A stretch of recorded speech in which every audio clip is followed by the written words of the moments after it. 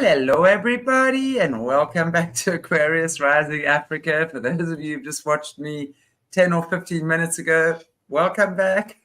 I promised you Leo Zagami, and yes, he was not here last week, but here he is after Thanksgiving, and he tells me he weighs at least 5 kilos more. Well, I always try to do a bit of diet prior to it, so I can then, not gain so many kilos, and then after, of course, I have to run a lot. But that's good. That's part of well, happy Thanksgiving. Yeah, happy Thanksgiving to all you Americans for last week. Anyway, I know we don't celebrate Thanksgiving yet, but we're still very grateful to all our friends and family, and for you guys that are watching. So thank you so much. And Leo, personally, as I am fleeing persecution in Europe, I have a lot to be grateful for since I moved here in America. So it is a little bit like the original people who settled here, who moved here. One of the main reasons has always been persecution. So I think that once you've been persecuted in your own country, you are fleeing from it and you are moving to a new country, you have to fully embrace it, and definitely you need to be grateful for it.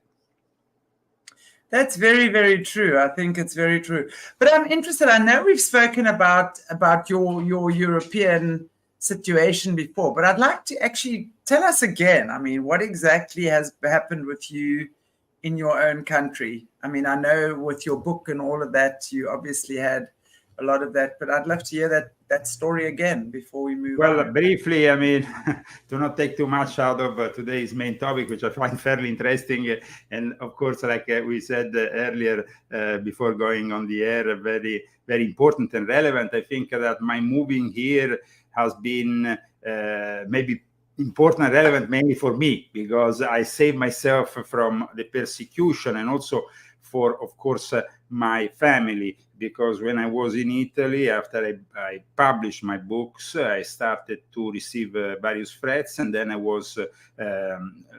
received a lawsuit from a Grand Master together with the Sovereign Grand Commander of the Ancient and Accepted Scottish Rite. These two figures are usually separated in regular or even irregular Freemasonry, like in this case. And when I these cases in Italy, because of the way the bureaucracy works, takes years to fully manifest. So I received this lawsuit for volume 1 of my confessions back in 2013. We are basically in 2019 when I finally decided I had to leave Italy, because in early 2019, they threatened me with taking my passport, and the lawsuits in Italy are not civil, they are criminal. So a journalist can be arrested for what he writes, for what he says. And this is a legacy, I guess, of the Italian Constitution that was remodeled during fascism. So what happened was that after the fall of fascism in 1945, the Freemasons, the progressive Freemasons that went back to Italy and from there on took care of the judiciary, making it a left-wing sect, basically, because that's what magistrates in Italy are. I mean, even today, as we speak, Crosetto, who is the Ministry of Defense, is fronting problems in Italy because of his criticism towards a conspiracy orchestrated by the Italian magistrates against the leading political party with Giorgia Meloni. So they are active still now. They are basically using the judiciary for political reasons, like it's happening now in America. We are seeing it with Donald J. Trump and his persecution. But of course, here in America, it mainly involves big political figures. In Italy, the corruption is so entrenched in the system that from the lower level, even a modest guy like me, a journalist, an author, who simply has written certain things, goes into a court, and I find myself in a kangaroo court where the judge says, you shouldn't criticize the Vatican Masonic connections. And I'm like, why are you telling me this? I mean, what's your business with what should I do or not do? And then when I sit in the stand as a witness to my own case, defending myself, I felt really the most injustice I ever felt. I mean, in Italy, they have this writing in the Constitution that they put in every court where it says the law is equal for everyone, where it's complete bullshit. The law is not equal for everyone. When I arrived there, they got my court case moved at the end of the day, so they didn't have any people around the whole building. So they could, and that was already very weird. Then when I arrived there with my lawyer, I start seeing the Grand Master going in and out of the court, which wasn't even open yet, addressing the judge like a friend or possibly a brother, even if it was a woman, because women Freemasons in Italy are very active.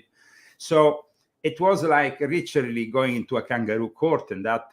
And at that point, when I went back to Milan in the evening, because this was in Monza, before going back to Rome, I called my mother, I called my wife, I said, it's about time for me to leave Italy, because the threat of having my passport taken and be subject to possible arrest for what I write, for what I say, it was increasing. And plus, in the past months before that, other cases have started to pile up from other Masonic entities that wanted to bring me in court. And when I said to the judge, listen, if we have to be fair by Masonic law, these cases should be discussed in a Masonic court, because that's where usually Masonic cases are discussed.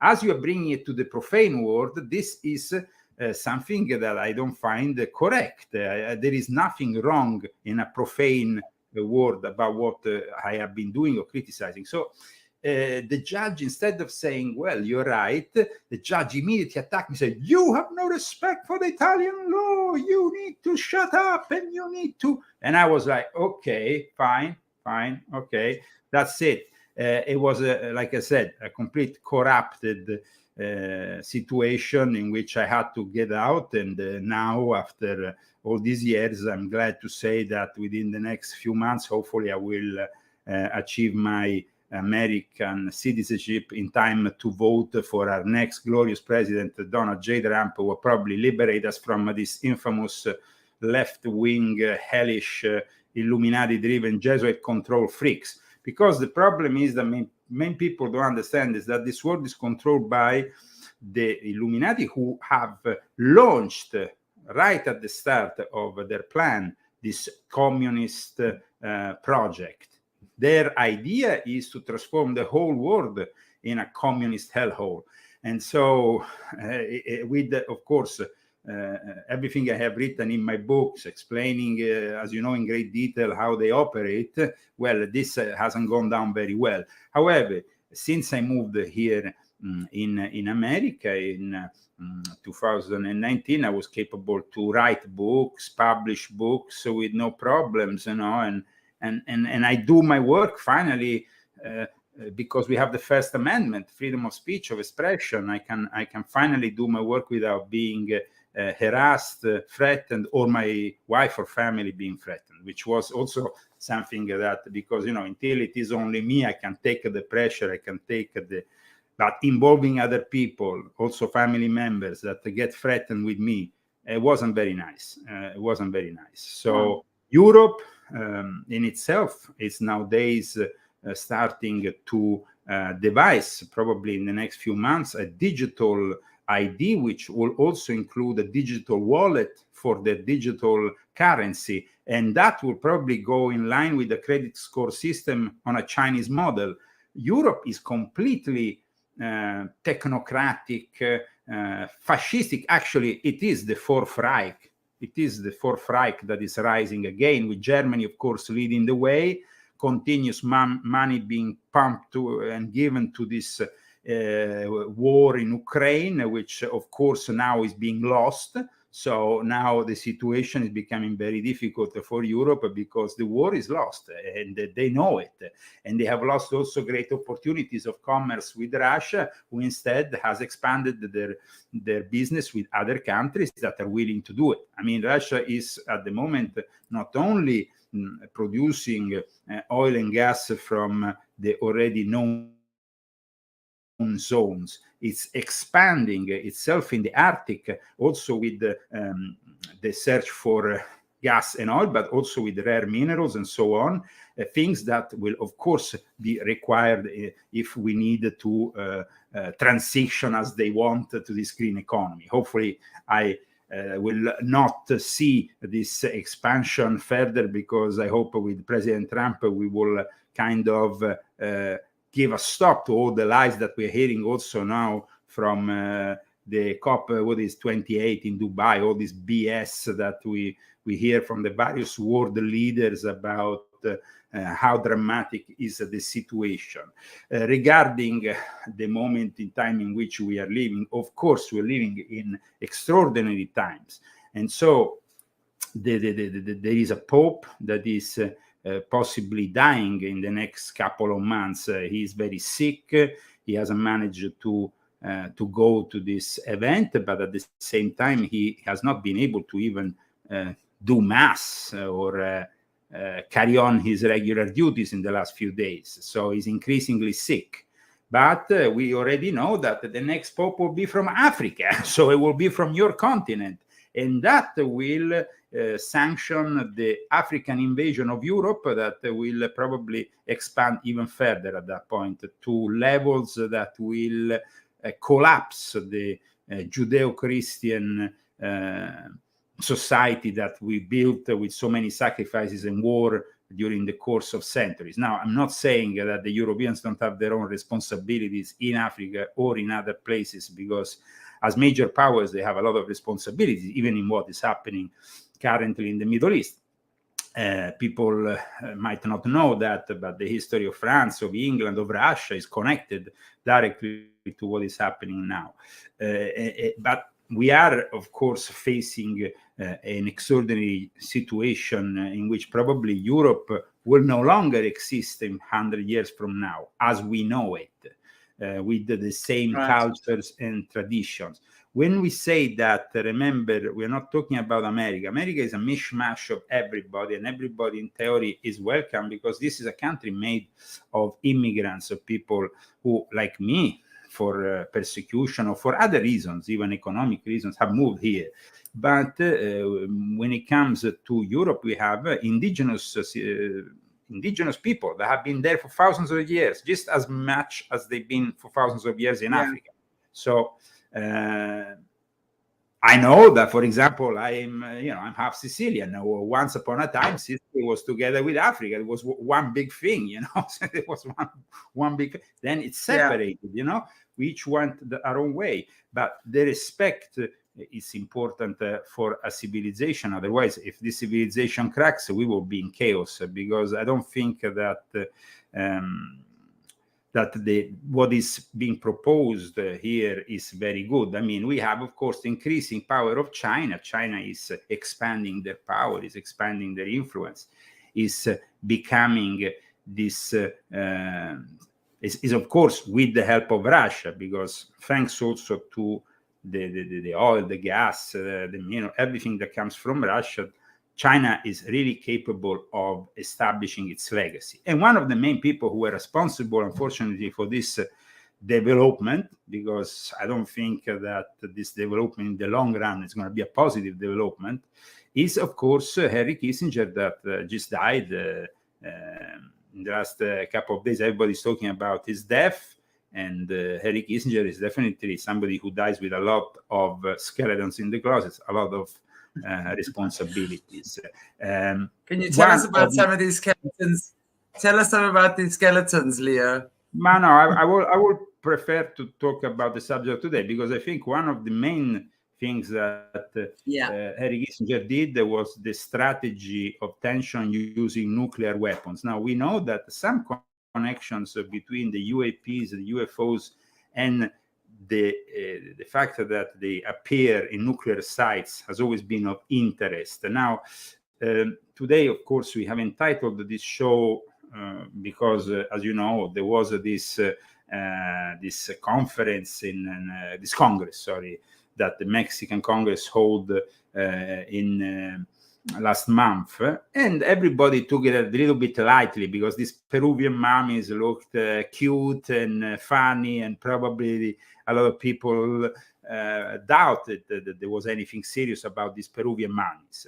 However, in the last 24 hours, the fact that the DNA results of these Peruvian mummies has come back stating that basically there is 30% of DNA which is not human and is not terrestrial, basically, is extraterrestrial. This is what is happening. I mean, 2 months have passed since this unprecedented display of inhuman bodies claimed to be extraterrestrials there in these glass cases to Mexican politicians in the Mexico City Congress. And it was so it was more than a month, actually. It was a couple of months ago that this whole thing popped up. But now the fact that 30% of these samples taken from this, because a lot of people went on and said immediately, no, this is impossible, this is a piece of animal, this is a piece of that. But now, you know, when you have important newspapers from the Independent to the Jerusalem Post in the last 24 hours confirming that a group of doctors provided legitimate biological existence, that these mummies could be of extraterrestrial origins. Well, I mean, I think that this is definitely one of the most important informations that we can deliver to our viewers today. And so I agree. I mean, and at the same time, also another important event that happened was that yesterday a group of congressmen that, of course, the majority is from the Republican Party, but there has been also people from, I mean, mainly they are carried by these two figures of the Republican Party, these two representatives. One is Tim Burchett. I talked about it in volume 9 of my confession. There is kind of a timeline of disclosure this year that has been kind of evident since David Grush came into the fold, but many others also. But this happened gradually, like I explained in volume 9 of my confessions. And now, yesterday, Tim Burchett, but also Matt Gaetz, Anna Paulina Luna, and other representatives denounced the fact that they have been obstructed by the military-industrial complex. There is a cover-up. They actually denounce a cover-up. This is, I think, in itself, probably even more shocking than the information that is coming from the DNA of the mummies, because this means, confirms all of what I written in volume 9, in volume 7, also when I started to write about the reverse engineering. Because remember that here we are talking about the fact that if the military-industrial complex is covering up this whole thing, because there is been reverse engineering given to certain companies who have developed certain things, including artificial intelligence. We are facing, for some people, even human extinction because of artificial intelligence. So it's about time to discuss these things and understand them in the depths. And, you know, people tend to lose themselves talking about things like Project Bluebeam. Now, I would like to make it very clear that we need to stand on the facts, on the evidence. Project Bluebeam was created by a guy who, a colleague, of course, deceased now, Serge Monast, Canadian guy, in the 90s. He came up with this Project Bluebeam hypothesis, so I don't know, conspiracy theory that gained a lot of momentum about the fact that they will use the UFO phenomenon to, with the help of the United Nations, to implement a new age religion with the Antichrist as its head of the, you know, in the New World Order. Now, it is a incredible story, but when you go and study the evidence, there is no evidence. There is no evidence. And if we have to stick to the evidence, there was basically a book published by this guy. It was the main source of this whole thing. But after the book came out, immediately the people saw that there was plots picked up by Star Trek movies, TV series, episodes of Star Trek that actually look exactly like what he was describing in the book. So maybe the guy had some kind of, he was a Trekkie, he was somebody, But let's remember that sometimes when you formulate a conspiracy theory that is so far-fetched, there is maybe a fundament of truth somewhere. Right. So there might be a fundamental truth, even if it's not, in any documents. Maybe he, in his head or something. Definitely, it's very strange the fact that Sergei Monast after died in very mysterious circumstances, and that he was persecuted, but probably was persecuted mainly because of other conspiracy theories he was following. Let's not forget that he published his most detailed work called the Protocols, Les Protocoles de Toronto 6.6.6, which basically was modeled upon the protocols of the Elders of Zion. And we know how this forgery created so many problems. But at the same time, remember, Canada is not America. If you start writing things like this, or if I move to Canada, I will be already arrested, persecuted, tortured, probably dead by now. Canada is one of the most hellish places of the New World Order. We can see people like Justin Trudeau being, just like the poster boy of the WEF. And then you have, there is no democracy in Canada. Yeah. I would not live in Canada if you paid me. I will actually go back to Italy and die rather than go to Canada. Canada is that bad. Yeah. So, unfortunately, countries from the former British Empire, and we include, of course, South Africa, but South Africa. I was going to say, here we are, Yeah. completely sucked in by that Yeah. nonsense. Absolutely, yeah. Then you have Australia, then you have New Zealand, Yeah, you have these countries, and you see what these countries did during the whole pandemic. So I leave it there because, of course, we don't want to be censored, but I leave it there. We know that there is no democracy or no possibility of being truly free in such countries. And then we have, King Charles, who is a figure who is fully embracing this green new economy of sorts, and who is basically what he's proposing is going to see the destruction of world economy and the death of millions of people on a massive scale. King Charles is himself one of the candidates for the office of Antichrist, as I explained also in my books, in Volume 8, also because of the connections with the show business, as well as his son, of course, Prince William, the future king. They are people who are part of this New World Order establishment, and everybody instead likes to blame these days the Jews. But remember, if you read my book, interested. I want to just to chime in here. We're talking about Charles and William and stuff. There's a lot of people that are speculating that Charles William is I just call it the AC. I'm not going to say, what is your take on that?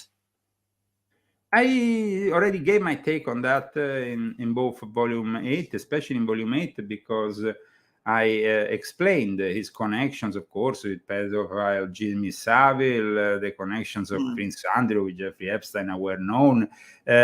We know that this family is a sick family. If you have as a royal advisor Jimmy Savile, you must be sick in your head.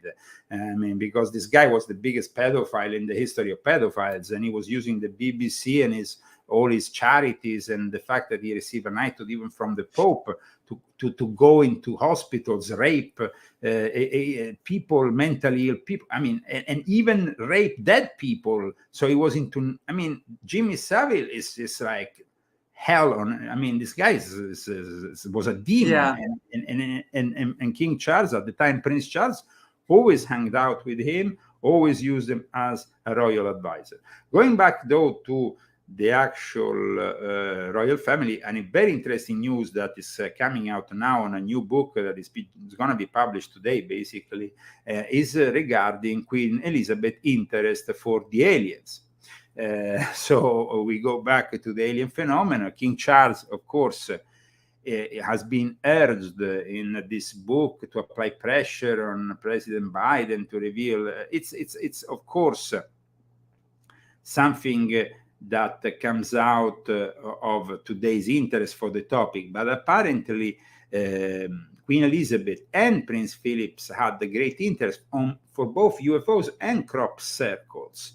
So there is a lot of people that are actually, it's not a book, it's a documentary that I think is going to be released on this Tubi, which is basically one of these free channels you can get here on streaming, at least here in the US. I don't know if you can get it in South Africa. But this documentary is going to basically show reports a lot of the events. I mean, there is UFO experts, of course, like Nick Pope, which of course is very popular, one of the most popular ufologists. But this documentary is by a guy called Mark Christopher Lee. It's called The King of UFOs, I think. And I think that it's important to follow also the interest that people like even Lord Mountbatten, the great uncle of Prince Charles, King Charles, who then, of course, died. He was killed. But there is elements that also make us think that the UK government fears against investigating fully the phenomena because of the demonic element which is in it. This is actually, apparently, from what I read, this is one of the subjects also which is discussed in this documentary, which is just coming out today. So it is interesting, I think, to see that there is all this interest. Exactly. There is, I mean, a lot of interest. I personally don't, I mean, I have had one experience in my life with a close encounter, and it happened during the magic of Abraham and the Magic, a subject which I've discussed in volume 3 of my Confessions. I've also, as you know, dedicated the whole book to this subject, The Invisible Master, which is regarded, actually, is regarded as a very important book also by people within the UFO circles. I have testimony of it when I went to Contact in the Desert this year, which is one of the biggest conferences here in the United States, and people were still talking about this book, which now has a few years, but as an important book, because in this book everything that I stated actually after the revelation of David Grush and also the interdimensional nature of these beings and all the rest has proven to be true. So it's I think it's very important that we continue pursuing and also understanding more about the subject. But of course, we can't expect our governments across the world to ever give us the truth when they have been accused of hiding the existence of aliens for centuries. And we know that there is something really wrong. That's why I followed with great interest yesterday this, and I advise all of you who are following us today to go on the YouTube and find this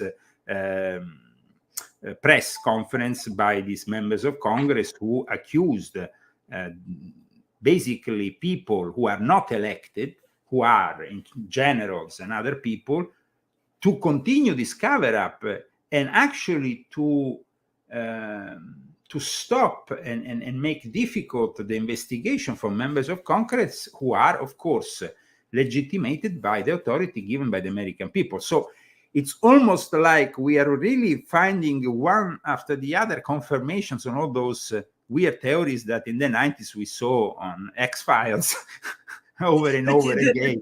Isn't this amazing, though? You know, because what I'm finding absolutely amazing and incredible, and even though it is quite terrifying for many people, right, to be discovering these things right now, but it's always been going on. It's not like this is new. The only thing is the way they've covered it up over the years, they've done it a lot they've done it successfully. They've covered it up. They've lied to us. They've duped us. They've given us all sorts of cock and bull stories about this, that, and the next thing. Now they can't cover it up anymore. I mean, people like yourself coming out there, you know, blowing the whistle on what's been going on, you know. You speak about Italy, you know, I mean, for me, Italy is top of my bucket list. It's one of the places I've not been to. I am most definitely going to Italy, and I'm going to enjoy myself to the fullest, eat the best pasta, right? That's how we see Italy. But it's true what you're saying, right? Well, behind the scenes, it's great to go back there as a tourist. Once I'm American, yes, maybe one sure. day. What I'm going to do, the first thing I'm going to do next year, once I have an American passport, is to eliminate my Italian citizenship following, you know, there is a bureaucratic thing that you have to do to erase your citizenship, because at that point, they have no longer any attachment on you, because the Constitution of Italy is still valid, even if you are on the other side of the world, if you have still your passport. So that means a danger for me. So once I have eliminated that, and I'm an American citizen, and possibly Donald J. Trump is elected at the White House, who knows, maybe I will go back as the former president of Italians for Trump, and it will be very difficult then for the Italian government or the European Union to either they will have to do like they did with David Icke and stop him from entering and refusing the visa, or otherwise I will, of course, enter, and it will be at their own risk to touch me, because I will be protected by the American authorities at that point.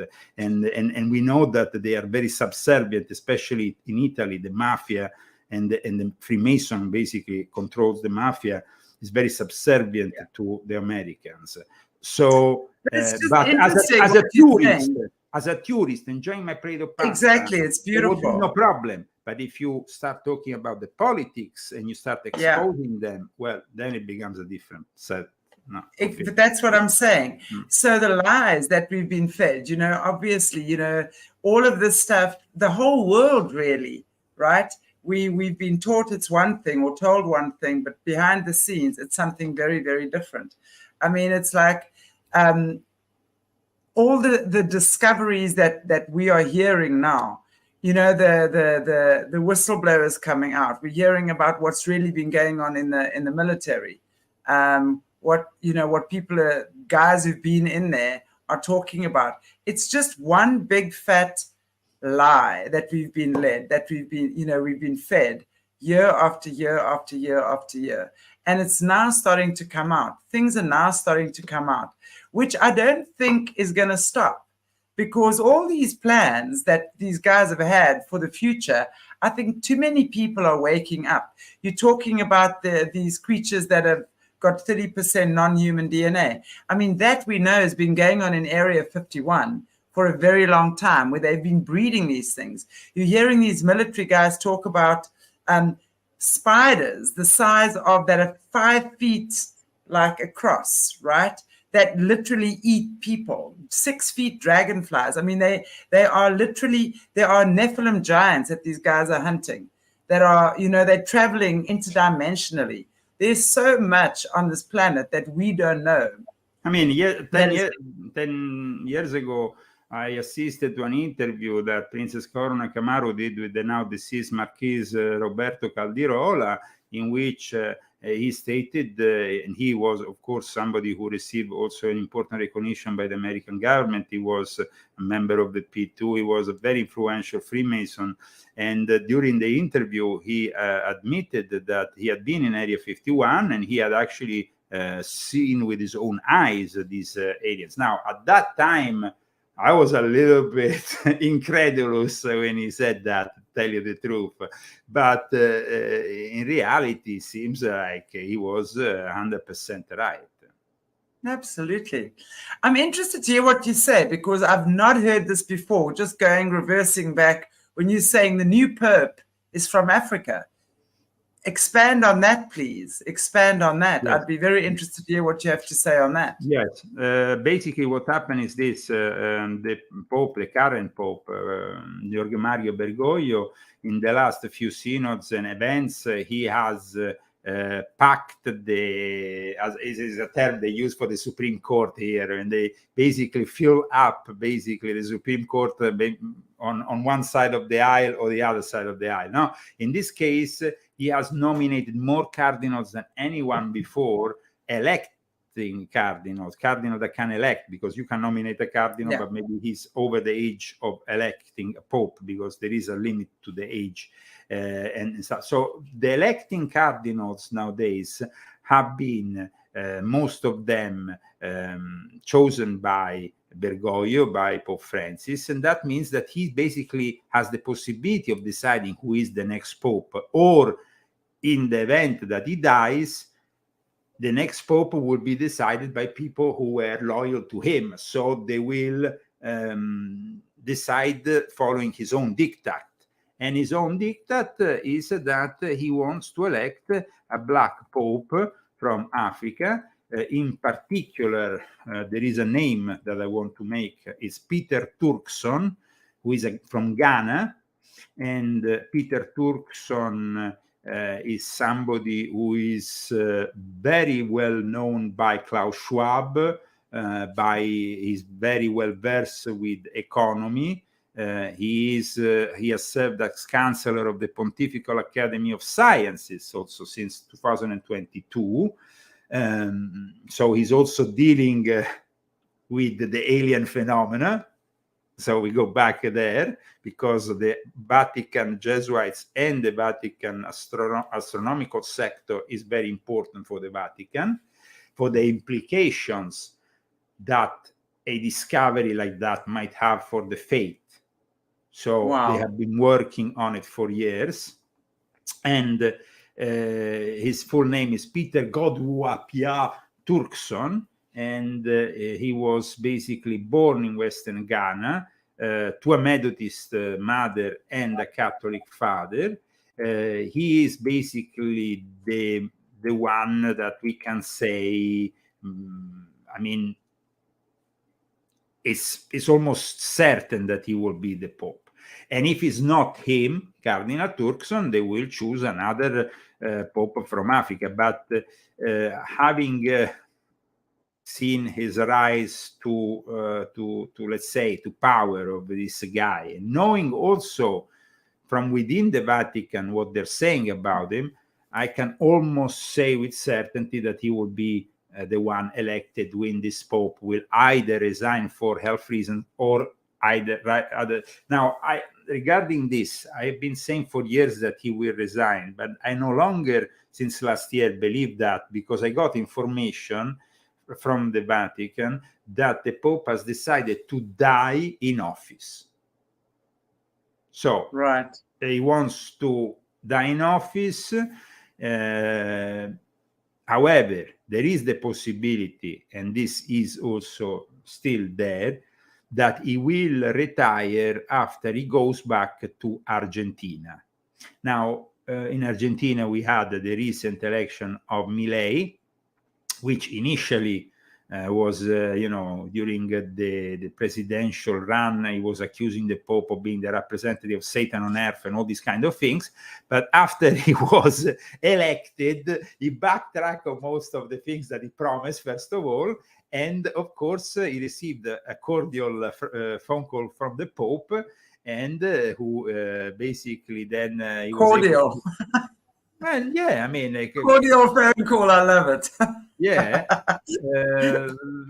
and basically the fact is that the matter of fact is that in the end they came down to the conclusion maybe he would be visiting Argentina next year. Now, the Pope is really in a bad condition at the moment.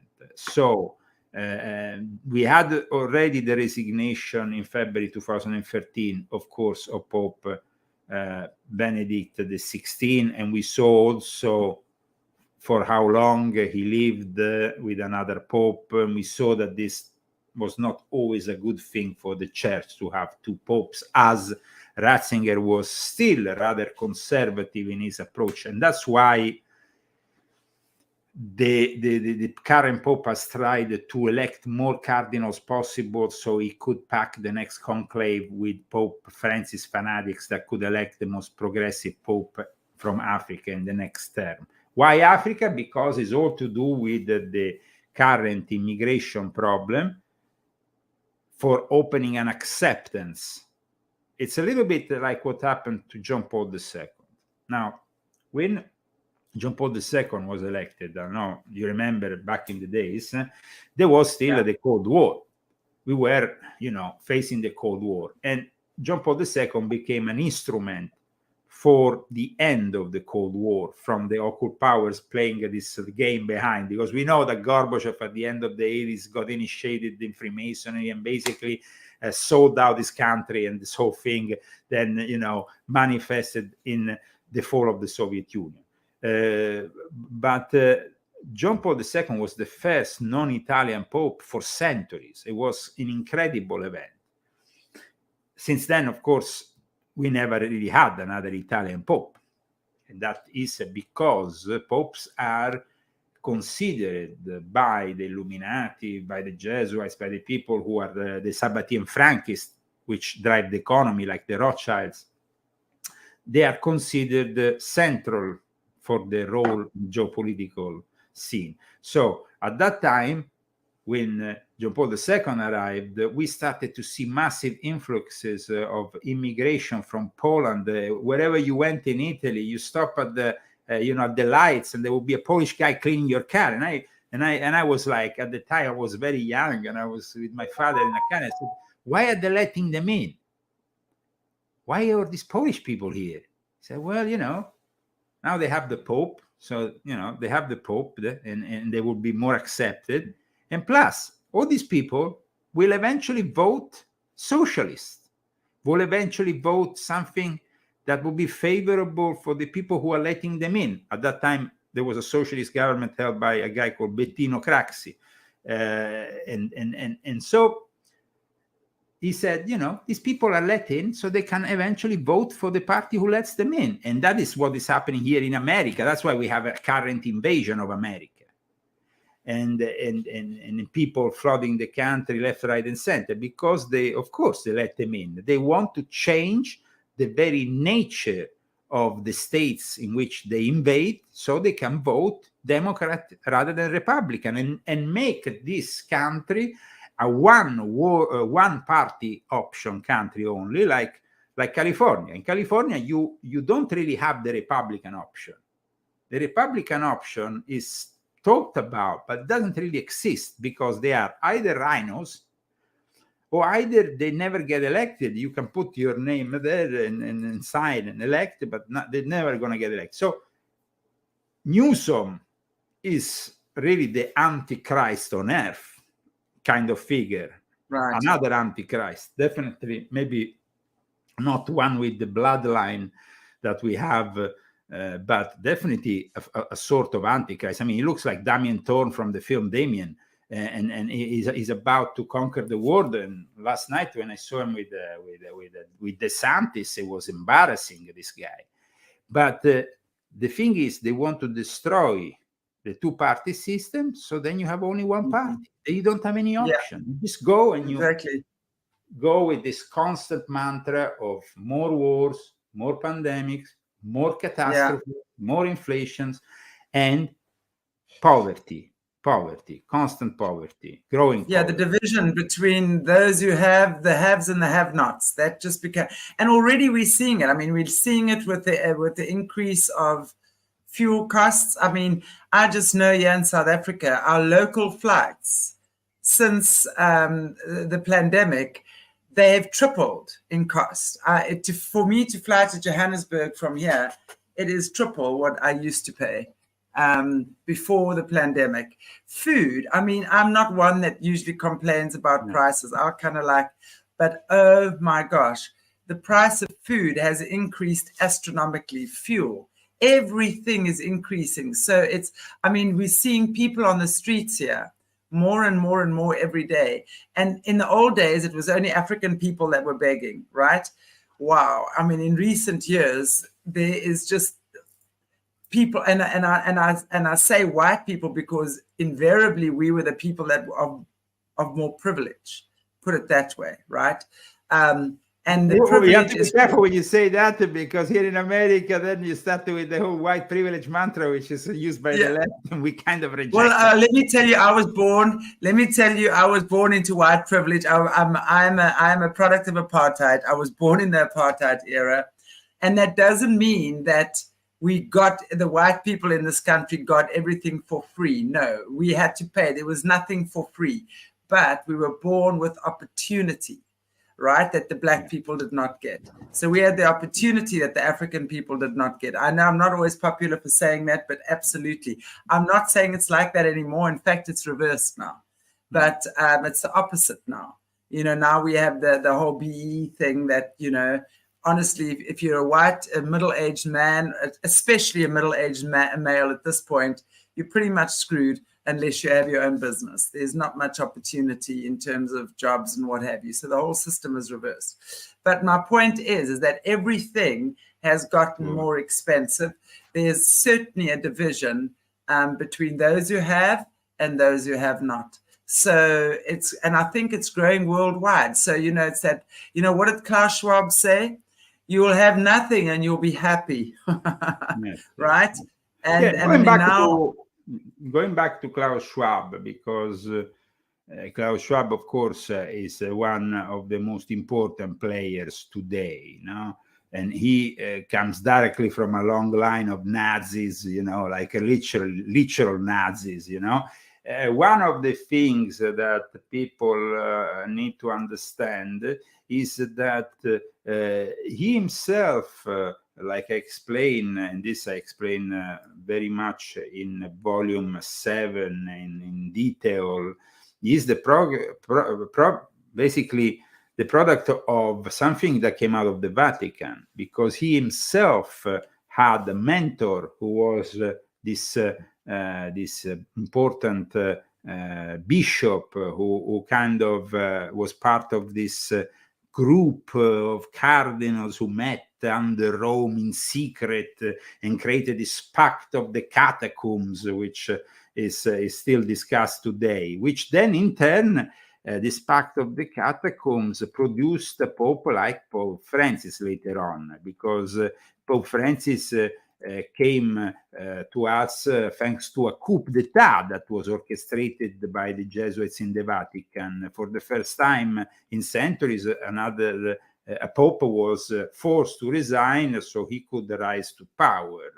And Klaus Schwab himself has enormous power, even in the election of the next pope, believe it or not. I mean, I will have never, said that, but Cardinal Turkson is somebody who I will not trust, also because of what he said about African pedophilia. I want to actually ask this question because you are in Africa, so you maybe can understand more. In February 2013, Turkson told in an interview that he believed that sexual abuse of children by Catholic priests in Africa will not be have the same proportion as the one in Europe. Now, I don't believe that for a second. I think that is even worse in Africa. What do you think, Chantelle? Well, I think, in terms of the Catholic Church in Africa, I'm not an expert on that, but I'm going to certainly look into that statement for sure. But what I do know is that there's a huge amount of African kids that are trafficked through the Catholic Church from Africa. That is definitely for sure. What I'm saying is, in terms of child pedophilia, I wouldn't say it's any worse than in America, because if we're looking at the amount of pedos that are happening underground, the trafficking that's... Chantelle, sorry to interrupt you, but I don't say worse. I would say that saying less is wrong, though. I agree. I would not say it's less, because we understand that many of our African kids are trafficked, for sure. When it comes to pedos, definitely. There's a lot of that. There's a lot of that happens here. And I mean, of course, Africa, you know, when we're just looking in terms of the witchcraft, the dark magic and stuff that happens here, it's vile. It's disgusting. It's criminal, in fact. You're talking, I mean, there's definitely a woman, what's her name? Erica Mokizwe, whatever. She's quite well known. She's from Uganda. And she's now a grown woman. She's a Christian and what have you now. And she and her husband was a rapper, an African rapper linked to all the American rappers, right? And she was the main witch in Africa. And she will tell you the most horrific stories about witchcraft in Africa and what they do. But it's all linked to the States. It's all linked. You see, Africa is owned by the Rothschilds, and especially South Africa. We know that. When we're looking at South African politics, Johan Rupert runs this country. Johan Rupert is a Rothschild, right? Nicky Oppenheimer, which is the son of Harry Oppenheimer. But I mean, the Oppenheimer, the S, they're all Sabbatean Frankists who in Germany helped the rise of the Rothschilds. And I must say, this is always very important. And of course, I have to reiterate this in every show, but it's important that we don't confuse the the whole anti-Semitic, anti-Zionist rant with what these people really are, which are Sabbatean Frankists. Now, people will say, but what are the Sabbatean Frankists? Because sometimes, Chantelle, I hear that people, because of intellectual laziness, because it's intellectual laziness, to just accuse a whole ethnicity of vile things. Anti-Semitism is born out of intellectual laziness. So we need to study the Jewish culture, understand what has happened to the Jewish culture, and how the Sabbatean Frankists infiltrated Zionism from the very beginning, led the basis for labor Zionism, which is, of course, a major problem, as well as the DNA of Israel that is entrenched with the Sabbatean Frankist legacy. I mean, it was Sabbatai Zevi with Nathan of Gaza, who was basically his John the Baptist of the situation, who invited for the first time the Jews to go back to Israel. And let's remember that Orthodox Jewish people initially were rather contrary to the idea of going back to Israel. However, now they are back there. They have constructed the reality and they live in their country mostly peacefully.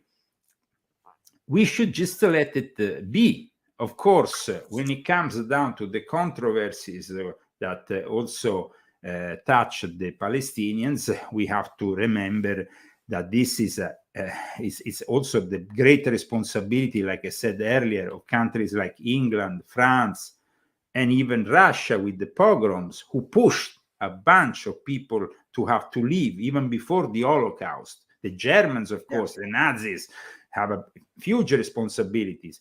But who was the main ally of Adolf Hitler? It was the Grand Mufti of Jerusalem. And so, I mean, we are, these people, you have to really study history and understand the nuances of it all to have a full understanding before you can. But what I'm seeing here now is this constant brainwashing. The children of Palestinian children die, the Palestinian children. It's like a mantra that in the last days we see on TV. I mean, this morning I put on NBC and it was just like a mantra. It was like, oh, this child is, and it's like, who is pushing this mantra though? Who are the people in charge of this mantra?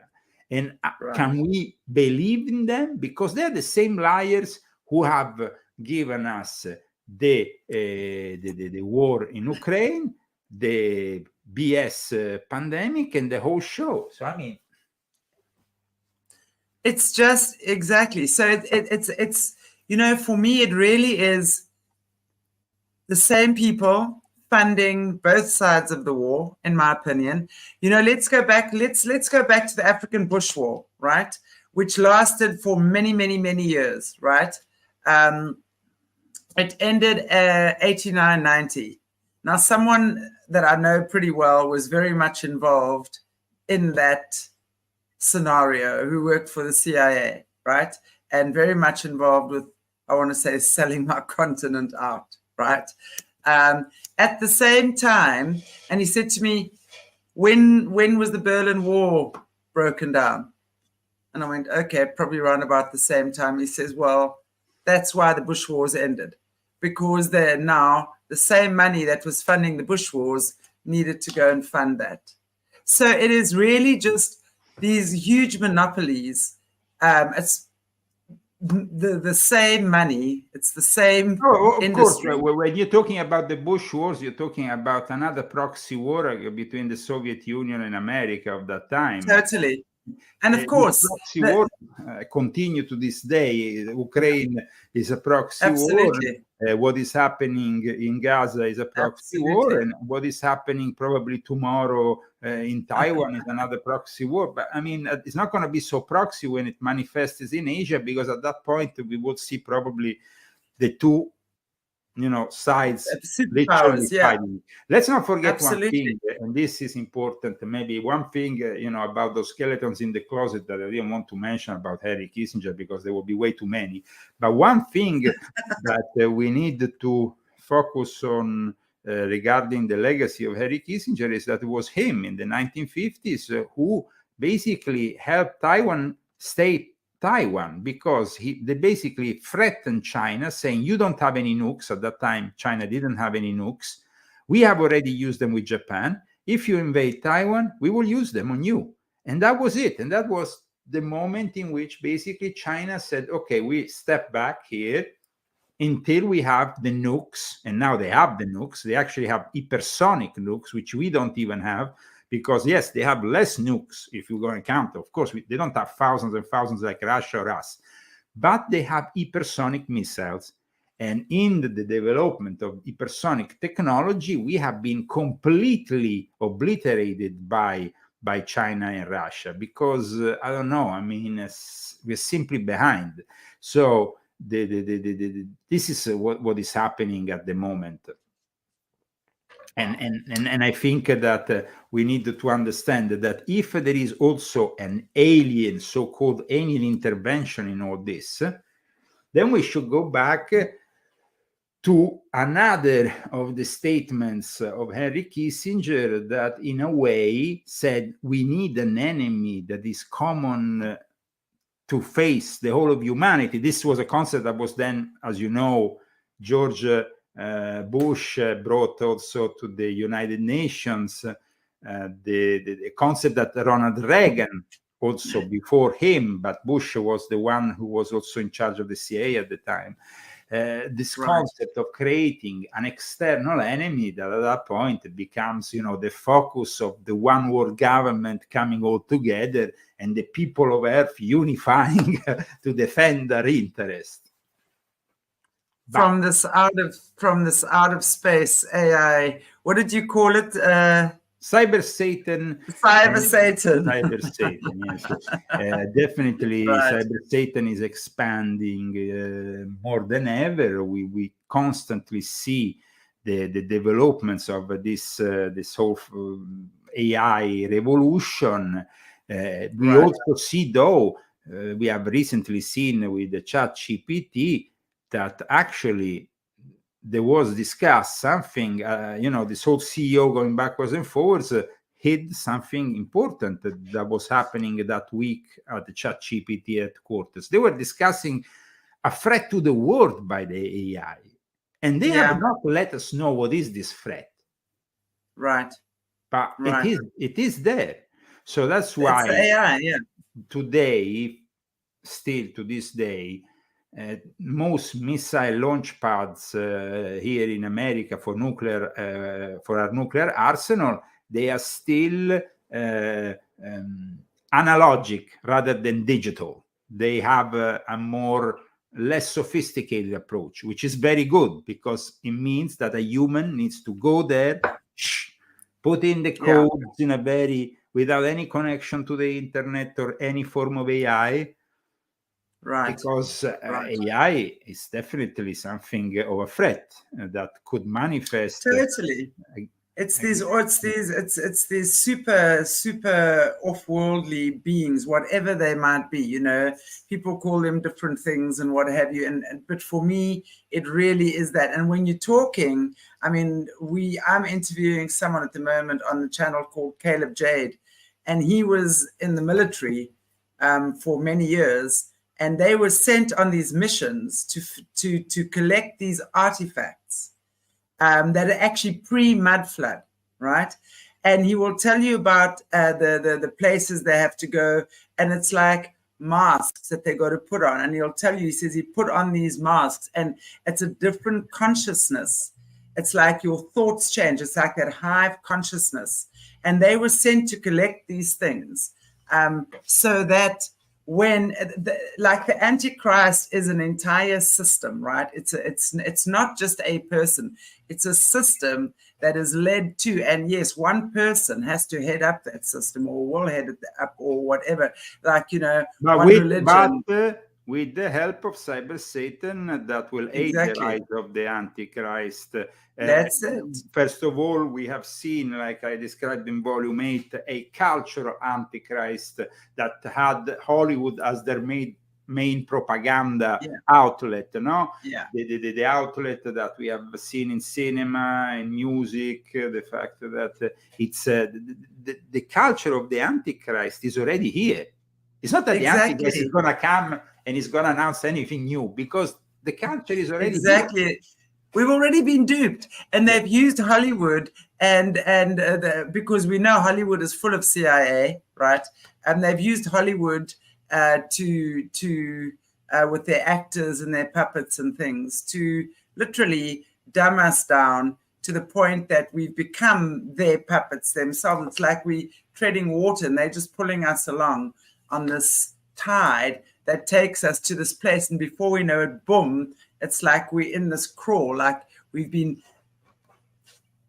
pushed in there like a bunch of sheep, like slaves, like literally slaves, you know. And then before we know it, there we are. But that's why it's just interesting that we are now, you know, for me, that's what's really cool at the moment, is that more and more people like yourself are telling us what's been going on and what is going on. So we are waking up, and really they cannot do much. Well, without I us. don't know about though they can't do much, because the thing is that we know that robots are immensely more powerful than men. And you only, you know, when I saw the inauguration this year in Japan of a robot that looked like the robots I used to see in the cartoons in Japan in the 70s. I mean, it was like a beast, 10 meters, 15 meters tall with, you know, I mean, don't underestimate the fact that the elite is moving against the majority of mankind so they can reduce the population, because they have the means to do it. They have the robotics to do it. They have the AI to do it. AI is gonna, I read an article yesterday that the AI is a threat, mainly a threat for jobs like priests and vicars. I was like, what? Priests and vicars? Right. Right. You know, right. I mean, don't people want a contact with a human rather than a machine? Right. And I mean, they've been doing this systematically. I mean, nowadays, you phone a corporation, you don't get a secretary or a receptionist that answers the phone anymore. You know, you put through to some, and I mean, that's where it started, right? That's where it started 20 years ago already. You know, you're phoning someone, you at least get a receptionist or someone on the phone. Now you put through to automatic stuff. There is no one helping you anymore, right? It has been, and it's systematically over time, it's been introduced, and we've accepted it. And because we've accepted it, this is where we've ended up. And I agree with you. You know, we're sitting and we're facing a lot of this stuff right now, these massive, I mean, all you got to do is look at China and the billboards and the advertising they're doing. I mean, it is insane, the things that they are able to do, right? The CGI, all of the stuff that they're doing right now and have been doing for a long time. So yeah, I mean, I do Well, I mean, think the discussion of the last week at the Pentagon has been if giving the possibility to AI-driven drones to actually independently attack and kill a human being. Now, that is the start of something that will lead also the robots to knock at our door, push us towards the mark of the beast, and at the same time, maybe we're going to even be seeing Robocops like in the movie Robocop, because that's but they're already doing that. Well, they're Do already you know, doing it in places like yes. Dubai, for example. Yes, they're already doing that.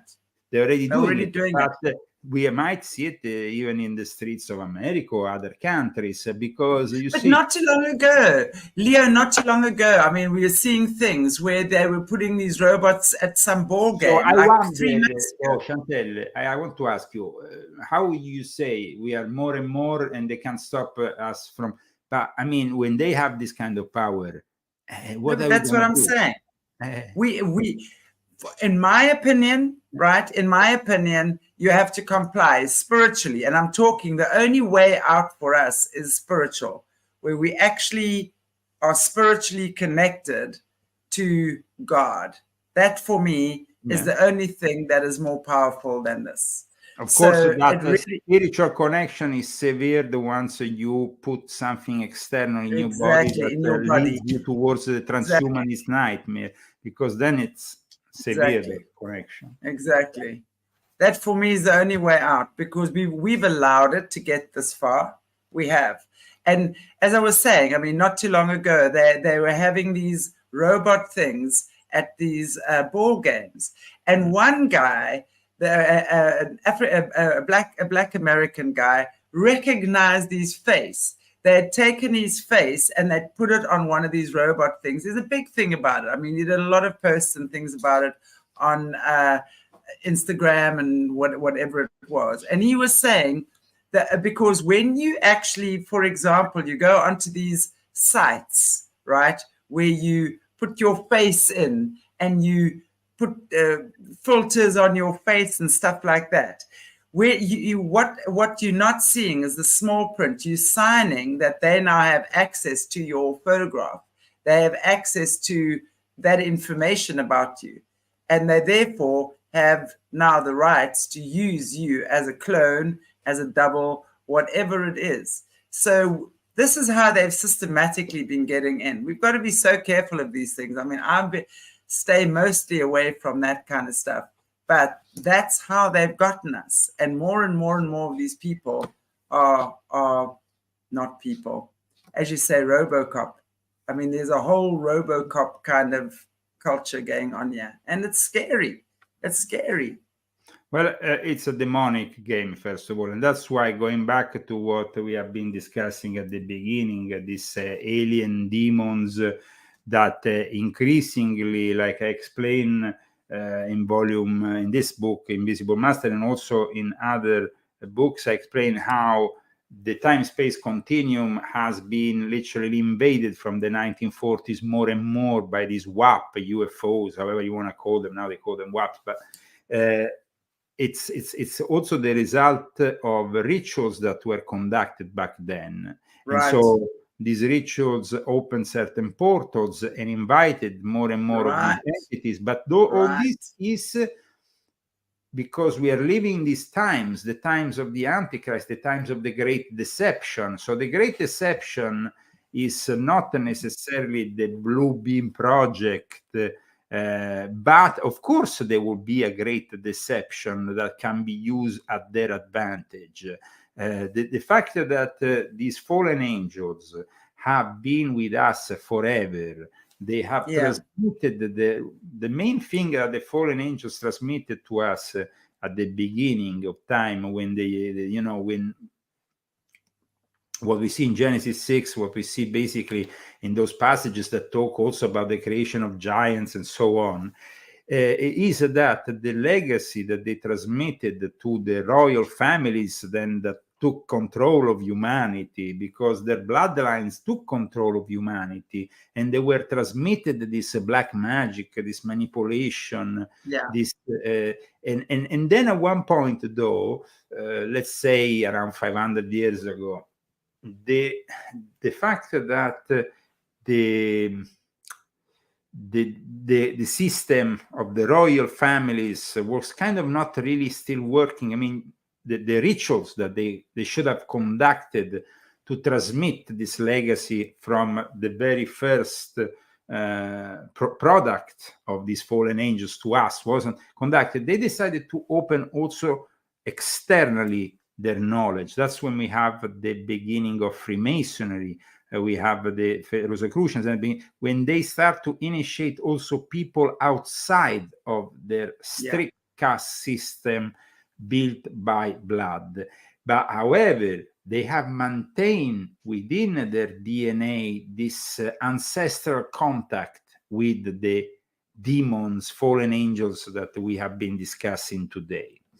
So then you have, of course, the fact that some prophets like Moses or Jesus or other, I mean, of course, Jesus more than, we consider as Christian more than a prophet, but have had a privileged connection with God through those angelic beings that were not the fallen angelic beings. Yeah, there is absolutely.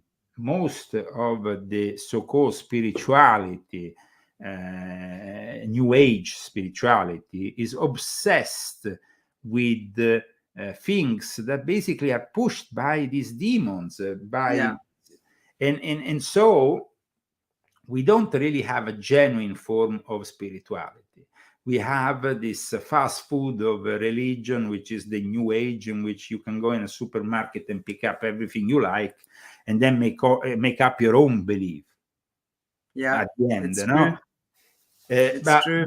The belief in God should be purged out of all these things. It should be much more sincere, much more driven by the heart, and not by the various beliefs that if you start meditating 20 minutes a day, then you can ascend and become one with what? I mean, first of all, if you ascend, because it's very popular, this ascending thing, you know, in certain circles. What are they ascending? Exactly. Their life, when I see these people who claim they ascend, Chantelle, on the internet, these great New Ager gurus, pseudo gurus, their life doesn't reflect this great ascension. It seems like entrenched with matter and with things that are connected with the lower realm rather than the upper realm. I agree. And I think it's so important that, and this is where what we always talk about, and I speak to everyone about this on the channel, is really where we have to learn to discern, because there's so much manipulation. I mean, even when we look at the churches, I've always said the churches are the infiltrators, because they have taken away a lot of knowledge. They've, from the people, they've manipulated stuff. It's like the Enochian book, which is recognized only in Ethiopia by a minority Orthodox church in the world that doesn't have a say, while instead the most legitimate churches have abandoned that book. And why they abandoned it? Maybe because it says a little bit too much about certain fallen angels and their encounters with mankind and what the Book of Enoch. I mean, it's well known that the Book of Enoch, and especially the Ethiopian version, is the most accurate. So, this is where we have to learn as human beings that we've got to go back to that. We've got to go back to truth. We've got to go back to our relationship with God, our relationship with our Creator, and not what anyone else is giving us. That is, I think, being the main, now we talk today about demon and aliens, like recent things. Let's not forget that they've been here. They're not really alien to us because they've been here for forever, but without really embracing the at times too materialistic paleoastronautic ancient aliens BS, which at times becomes overly materialistic. What we can say is that there is definitely a being from the beginning, from these creatures, and from their descendants, from what they created, the intent of disturbing the peace of mankind, because they are the legion of demons, the ones that the Gnostics call the archons, the controllers. Though I don't embrace, like I said in volume 9, the Gnostic belief, because I don't think that inherently everything that surrounds us is evil, and God is evil. Sure. But the concept of the Gnostic archons is basically the demons that are there to control and at times oppress us, but also creating in us this sickness that modern society has, because by thousands of years of continuing war against mankind, now they have arrived to the point in which mankind doesn't really believe in God anymore, and they have a very pragmatic, very cold, very at times even very harsh view of life. It's almost like the Gnostics have managed to convince us that everything around us is evil.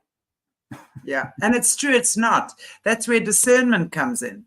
That is where discernment comes in. And if you don't have that discernment, it's very easy to get knocked off your center, so to speak, and then to fall for this bullshit, because there is a lot of nonsense out there that we're being taught. And there is a lot of fake prophets and priests, lots of fakery out there, and unfortunately there's been a lot of people that have been able to convince humanity that it has to be this way or that, whatever. We've lost our connection to God. That's the thing. We've lost our connection to God, and when we reclaim that, I truly believe that's the only way we're going to get through this at the end of the day. When we reclaim our connection to God. And I'm just looking at, they've been distracting. Yeah, they've been distracting us for a very long time. The whole, as we say, this whole buying culture, the fast food culture, the cardboard food culture. I mean, if you think about it though, and here that's why we need to understand when these things manifested, so we then realize the real history behind the scenes of these invisible masters, this secret chief that somehow mold humanity and craft, and bring us to where we are now. We see that after the 1940s, after Aleister Crowley's disciples, Parsons, Hubbard, did certain rituals, and of course, this opening of portals that then brought these UFOs, UAPs. Then from that moment onwards, if you think about it, things start to go worse. Apart from the brief time of the 50s, the American dream kind of like was encapsulated by an image that, of course, was propagandistic, but was also the truth. America was having a great time after the Second World War and was rising as a world power. But then we start seeing that this whole UFO manifestations are basically the manifestations of these demons, these aliens that are gathering around us more and more. Yeah. Like Eliphas Levi in 1861 wrote a letter to Baron Spedelieri, which I cite in my books, where he says that the more close, and we were basically in 1861, so the UFO phenomenon was not really popular. Rather, there was another phenomenon that was very popular at the time, and that phenomenon was spiritism.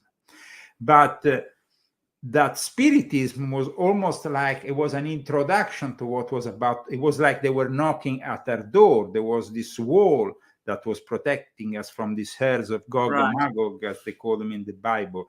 And he, in this letter, Eliphas Levi says, and Eliphas Levi is the inventor of the word occultism, basically the guy who launched it, and also the guy who developed further the another concept, which is egregor, which egregor, by the way, goes back to Grigori, which is the Watchers, the Nephilim, the fallen angels that created them and all that. So we go back always to the same concept.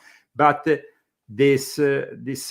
this letter, he says that these lights, apart from the knocks and the things that we hear through spiritism, but there will be the manifestation of these lights that will move around, that will move fast. Well, that is the UAPs, that's the UFOs of today. And he says they will move more and more as Enoch and Elijah will announce the arrival. Of course, there will be the Antichrist figure that is manifesting. And so, like, it's more, all this energy is magnetic. Just remember that these UAPs, these UFOs, are kind of developing from a electromagnetic force of sorts. Yeah, exactly. So, and we ourselves, with our thoughts, we emanate energy, and we emanate with our thoughts and manifest things. Let's also not forget that. A lot of people ask me, about why do I see today manifesting 666 everywhere I see, or 888 or 777 or whatever number, in a repeating kind of fashion. And then there we have to go to study what Jung calls synchronicity. I don't know if you ever had this episode happening to you, where you see a number manifesting in a repeating pattern. Yeah. It happens because, of course, your thoughts are manifesting that number, which is basically, let's remember, our thoughts and everything we manifest is always something that manifests through a geometrical and numeric pattern, which is perfect because the universe is made of numbers and is made of geometrical patterns right from the start.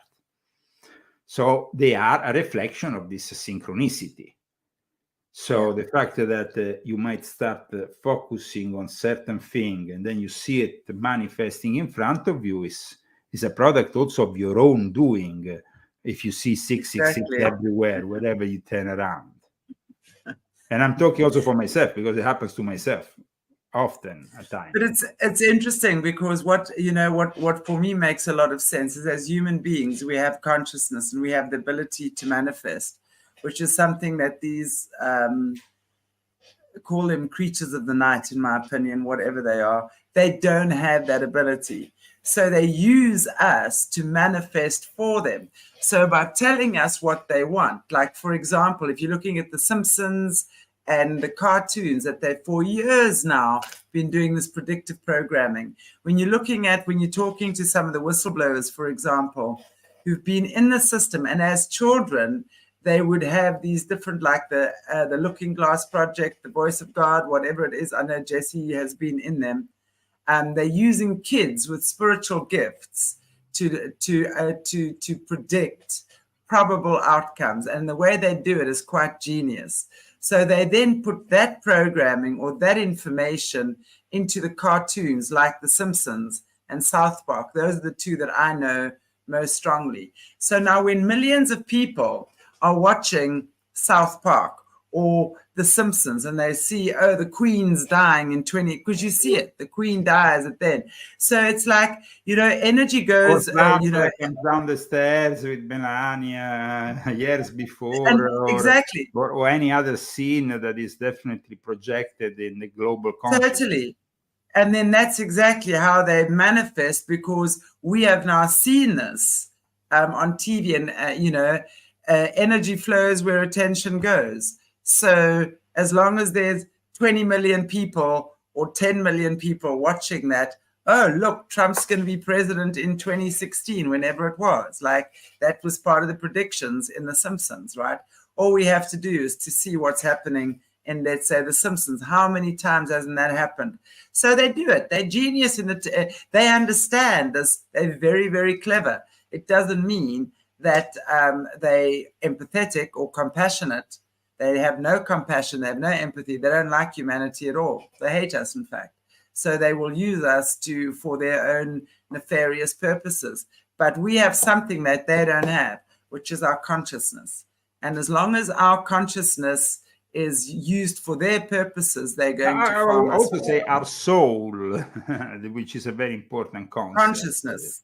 soul. conscious. Aside from consciousness, we have a soul. We have a soul that is conscious, sure. but it's also, if you think about it, it's also part of God's creation. That yes, it is. We all have a soul. Yes. Yes, and so the fallen angels that have been casted out of the heavens, that in some way have been punished, and who in turn have fed us, though, their knowledge from the very start. I mean, when we see the representation of these serpents, but the serpents, of course, is also the first serpent of temptation with Adam and Eve, the serpent of knowledge, in a way, from the tree of knowledge. This serpent tempts us with this apple and this whole concept, which of course is an allegory, but it's also symbolic of something. We have, during the course of thousands of years,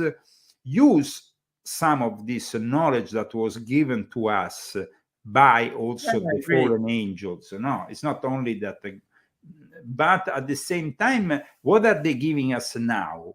What are they giving us now is the last part of the plan, is basically through this reverse engineering of these UFOs.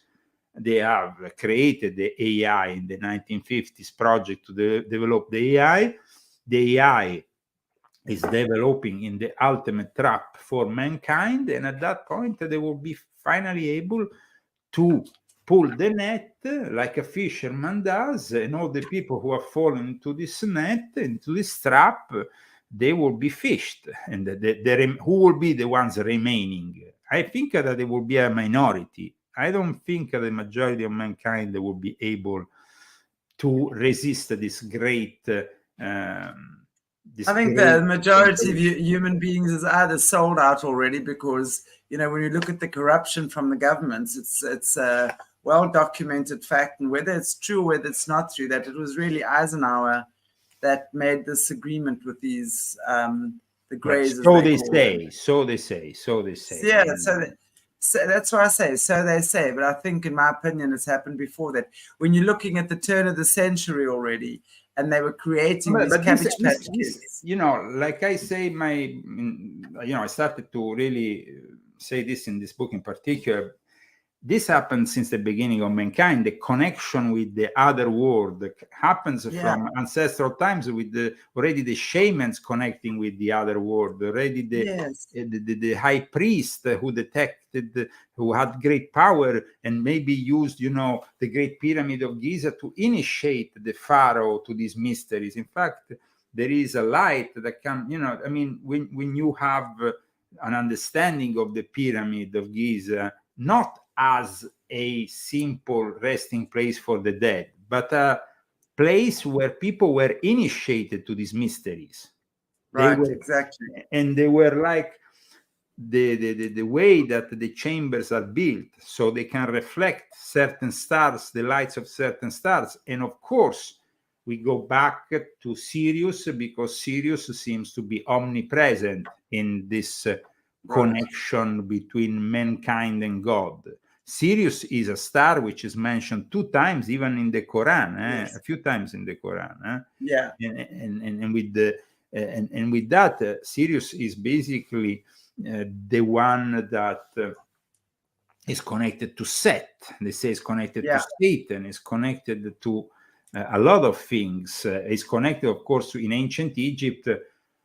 It was the most important star, and so Sirius is the place where this energy, the dog star, is basically projecting something towards us. And we have, of course, a lot of talk in Africa about the Dogon tribe, and and what happened with them and their own relation with. And then you have, of course, in ancient Sumerian times, Ohannes, the fish god that comes out of the sea and creates. And so the manifestation. Yeah, because that's what if you're just looking at the Dogon tribe, that's what they do. They had these dolphin people that could come out of the sea and grow feet, and it's crazy. There's a lot of different civilizations that have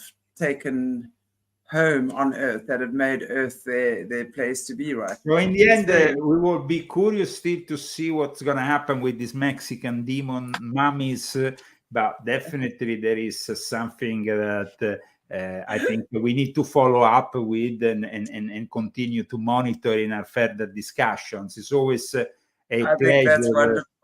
like we do every month, to have this encounter of minds and to be able to manifest our thoughts. And hopefully a lot of people today have learned a few things.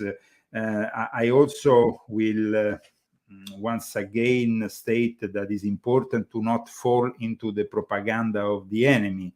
The propaganda of the enemy that wants us belligerent, that wants us, to take sides. Palestine, Israel, this, that, Ukraine, Russia. It's all BS when you think about it in the eyes of God and in front of the end time scenario that is manifesting in the near future. I think that things like that are really little compared to the vastity of the cosmos. Exactly. But as humans, we have to understand that there is, of course, been problems. I mean, Gaza, for example, was a landing place of some of the fallen angels. And this is something that goes back to the Bible. So it's a cursed land. For a long time, it was a cursed land. I mean, at one point, the Sabbateans made it their holy city. So, I mean, it's like this place is cursed. So, but, of course, let's not fall into the trap of putting on the TV and believing the lies that they are putting towards us, because everything that is said by the mainstream TV is a constructed lie that is built up for further manipulate us, divide us, with the famous say of divide et impera, divide and conquer. So while they divide us, they can conquer this planet, and they can soon unleash the ultimate hell, because once you're gonna have in 10 years from now people queuing at the Apple store because they need to implant their latest implant in their body so they can do this or that, well, I mean, it's no thanks, leave me alone. Absolutely. Thank you for having me on once again. It was it's an absolute pleasure. I just want to, before we go, what just in terms of your books, what books of yours would you recommend for our viewers? For somebody who has never read anything, I would say that Volume 9 contains everything we have discussed today and more, and it's also a book that can be read on its own, just like Volume 8, because Volume 8 is instead regarding the entertainment business, the music and the cinema world, but it is a book in its own right, regardless of the Confession series. And then, of course, if you want to follow the whole series, you can, of course, purchase all the other books. But Volume 9 can be definitely a book to understand also the Trojan horse element which I've discussed today. The fact that these entities might have given us the ultimate Trojan horse with AI, and the implications of it are incredible. But in this book, there is also much more.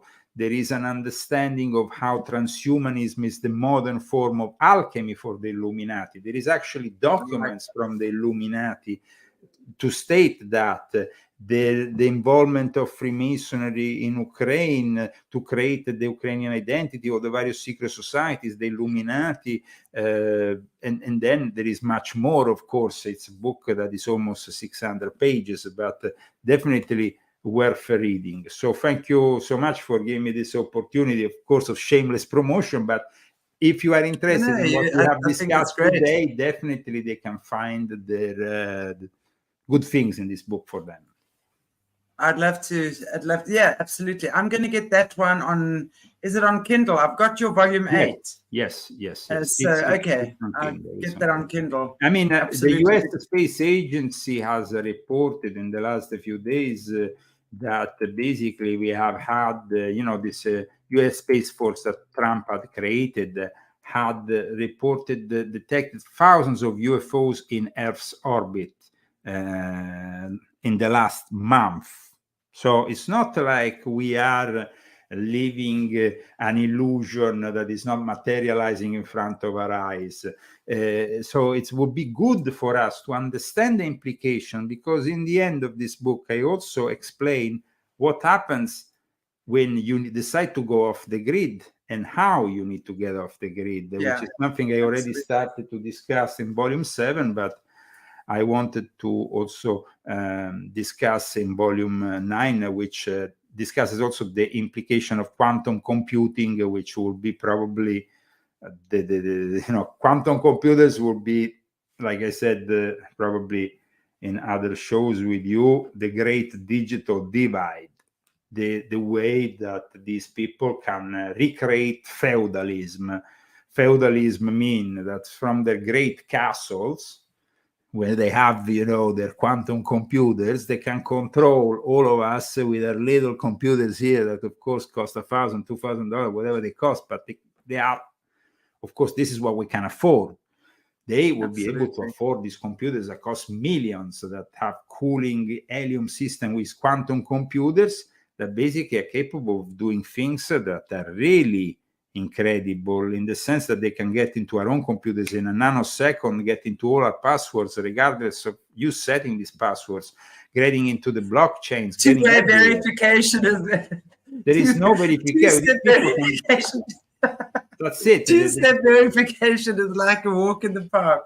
They are saying to us now that the AI will be in the next couple of years substituting all our apps. That means that instead of going in each single app like we do today, with the AI, we will ask the AI, do this, and the AI will then interact directly with the app. Well, I will not trust that. I mean, no, exactly. Trust the AI with all my apps, all my passwords, everything, and what? No, thank you. No, thank you. Exactly. Have you seen what they're doing with smart TVs?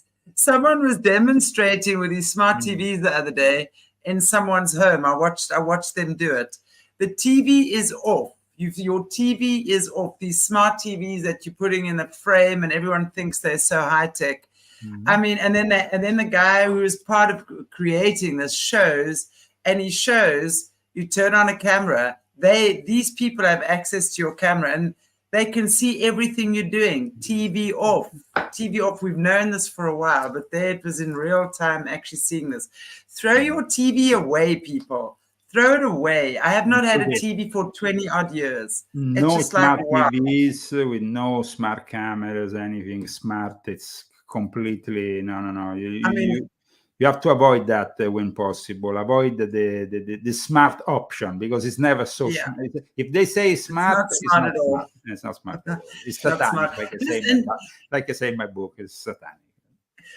I'm definitely going to be getting volume 9. I've got your volume 8, but that one with the invisible mask, I'm actually interested in that. Show me that cover, please. That is also very important, the book, The Puppeteer's Hidden Power. Okay, is that also on? Is that the invisible mask? I want to get on that Amazon always, and probably. Oh, they're both on Amazon, right? Yes. This is by CCC Publishing. The other one is from Curso Superficio.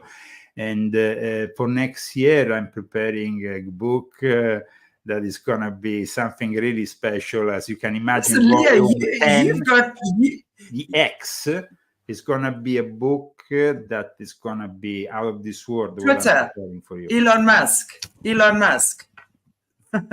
more. I mean, from Musk, but much more. I mean, of course, we're going to be touching on subjects which are very controversial, including Freemasonry in the Middle East, secret societies in the Middle East, some very stuff that is going to shock a lot of people. So, I mean, I don't know how much information you have still stored in that head of yours, Leo, because every time, I mean, seriously, you've got these books that have come out. They're amazing. Your information is phenomenal. You're super smart. And I want to just say thank you for sharing with us Thank you for giving me the opportunity to share with your wonderful audience, and because they're always very appreciative of it. Yeah, absolutely. And I'll see you. We see you once a month, the last Friday of every month. So we'll see you in about 3 weeks' time. We didn't have you on last week because of Yeah, Thanksgiving. I hope it's not Christmas. Let's see. It's not a holy Oh day. no, gosh, it probably is Christmas. Okay, but we'll figure it out. We'll figure Then we're gonna have to move it. Okay. Take care. I don't God even bless you. celebrate any of these things. I just work, you know. But my work is fun. So what can I say? That's great. That's great. I'm a traditionalist, so I celebrate all festivities. You're gonna celebrate everything. Take care. God bless All you, right, guys. Leo, thank you so much. God bless you all. Oops, there he goes. God bless you all. Thank you for joining us. It's been another long, amazing show. Wow, I think he's so smart, this guy. And definitely going to be getting volume 9 of his book. And thanks, guys. Thank you, Jenny. You guys are awesome. Always here. So cool to have you hanging out with me on a Friday night. So take it easy. Have a beautiful, beautiful weekend. God bless you all. Stay tuned and stay connected and throw that TV away. Oh, my goodness. Okay, guys. Take care. Bye-bye.